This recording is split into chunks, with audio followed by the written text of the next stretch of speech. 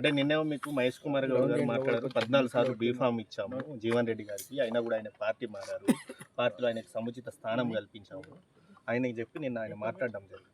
అంటే బీఫామ్లు ఇవ్వడం అంటే సమర్థులకు ఇస్తారా, ఇప్పుడు సమర్థత లేని వాళ్ళకి ఇస్తారా? ఇప్పుడు ఎన్నికల్లో పోటీ చేసే అవకాశం ఎవరికి కల్పిస్తారండి? నేను 6 పర్యాయాలు ఎమ్మెల్యే గెలవడం జరిగింది. ఒక పర్యాయం 96 ఏదైతుందో ఉమ్మడి ఆంధ్రప్రదేశ్ రాష్ట్రంలో కాంగ్రెస్ పార్టీ కేవలం 26 స్థానాలు అవుట్ ఆఫ్ 294 కలిగి ఉన్నప్పుడు ఏదైతుందో ఐ వన్ విత్ 54,000 మెజారిటీ. మరి ఆనాడు కేసీఆర్ గారు ఏదైతుందో తెలంగాణ రాష్ట్ర ఏర్పాటు ఉద్యమ నాయకుడిగా తెలంగాణ రాష్ట్ర ఏర్పాటు కేంద్ర ప్రభుత్వ ఒత్తిడి తేవటంలో భాగంగా ఏదైతుందో రాజీనామా చేసి పోటీ చేశారు.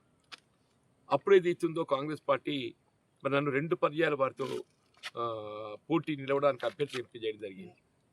దాని ప్రభావం ఒక విధంగా నేను తెలంగాణను వ్యతిరేకిస్తున్నట్టుగా నేను భావన ఏర్పడి 2009లో నేను ఎన్నికల పరాజయం చూడటం జరిగింది.